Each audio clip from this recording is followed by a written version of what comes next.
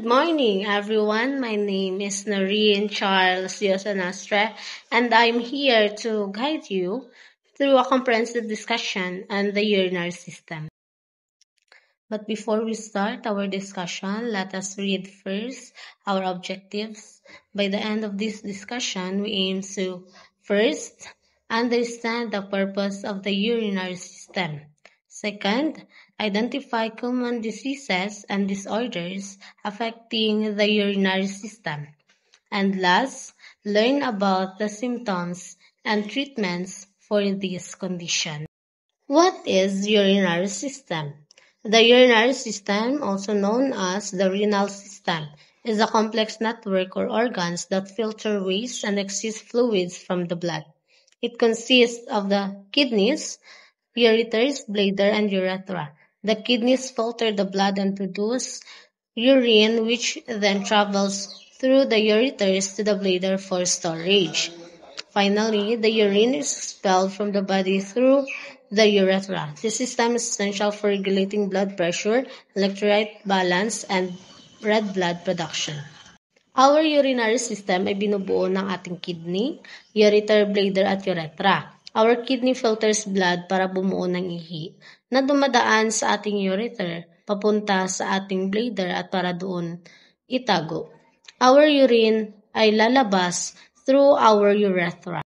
Okay, let's proceed to the purpose of the urinary system. The urinary system plays several vital roles in maintaining our health. There are 5 purposes in this system. So first, the waste removal. Second, fluid balance. Third, electrolyte balance. Fourth, blood pressure regulation. And the last, red blood cell production. Okay, let us know the purpose of this in our urinary system one by one. So first, the waste removal. It filters waste products and toxins from the blood, which are then excreted in urine. So, through the help of our urinary system, siya ang sumasala ng dumi at mga lason sa ating dugo na inilalabas sa pamamagitan ng pag-ihi natin. Second is the fluid balance. Regulates the balance of fluids in our body, ensuring proper hydration. Kung hindi dahil sa ating urinary system, hindi natin masisigurado kung maayos ba ang ating hydration at if the fluids are balanced in our body. Number 3, electrolyte balance maintains the correct levels of electrolytes like sodium, potassium, and calcium in our body. By the help of urinary system, mapapanatili ang electrolyte ng balanse sa ating katawan. Number 4, blood pressure regulation. It produces hormones like renin that help regulate blood pressure. It helps us to produce hormones na renin para makontrol ang ating blood pressure at para maiwasan ang sakit na high blood. Panghuli, the red blood cell production. Produces erythropoietin which stimulates the production of red blood cell. Sa tulong ng erythropoietin, nagpapasigla ang produksyon ng ating pulang selula ng dugo. Okay, let's proceed to the possible diseases of the urinary system. We have the kidney stones, kidney failure or chronic kidney disease, urinary tract infections or UTI, glomerulonephritis, polycystic kidney disease or PKD, bladder infection, and kidney cancer. Kidney stones is hard mineral deposits that form in the kidneys or urinary tract. The symptoms of kidney stones are stomach pain, backache, vomiting, dizziness, fever, and blood in the urine. The treatment in mild cases is increased water intake, pain relievers like ibuprofen or acetaminophen. And then in the severe cases, the medical procedures such as shockwave lithotripsy, SWL to break up the stones or surgery to remove them. Versus in medications, we need alpha blockers like tamsulosin, to help pass the stones. Kidney failure or chronic kidney disease is gradual loss of kidney function, leading to a buildup of waste and toxins in the body. The symptoms of this disease are poor appetite, headache, swelling, vomiting, insomnia, urine problems, low back pain, early fatigue, and high blood pressure. The treatment and medications, ACE inhibitors or ARBs to control blood pressure, diuretics to reduce swelling, erythropoietin to stimulate red blood cell production.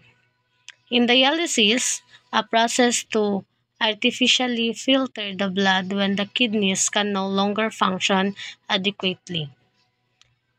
And last, the kidney transplantation, replacing the damaged kidney with a healthy one from a donor. Urinary tract infections, or UTI, is bacterial infections that can occur in the kidneys, bladder, or urethra. The symptoms of this disease are problem peeing, fever, chills, cloudy, foul smelling, and or dark pee, pain in your flank, abdomen, pelvic area or lower back pain, pain while peeing, and pain during sex. Glomerulonephritis, the inflammation of the glomeruli, the filtering units of the kidneys. The symptoms of this disease are blood in urine, foamy urine due to proteinuria, high blood pressure, and swelling in the face, abdomen, or legs. Polycystic kidney disease or PKD, a genetic disorder characterized by the growth of numerous cysts in the kidneys. The symptoms of this disease are high blood pressure, back or side pain, hematuria, kidney failure, kidney stones, and frequent urinary tract infections. Bladder infections is inflammation of the bladder, usually caused by a bacterial infection. The symptoms of this disease are peeing a lot, sudden urges to pee, internal pain or burning when you pee, and dark or smelly pee. Kidney cancer is malignant tumors that develop in the kidneys. The symptoms of this disease are blood in the urine, lower back pain, persistent fever, and leg swelling.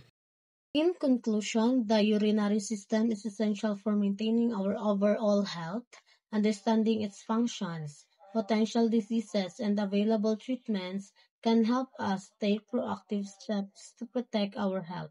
By being informed and consulting healthcare professional when needed, we can ensure the proper functioning of this vital system. And thank you for your attention, and I hope this discussion has been informative and helpful.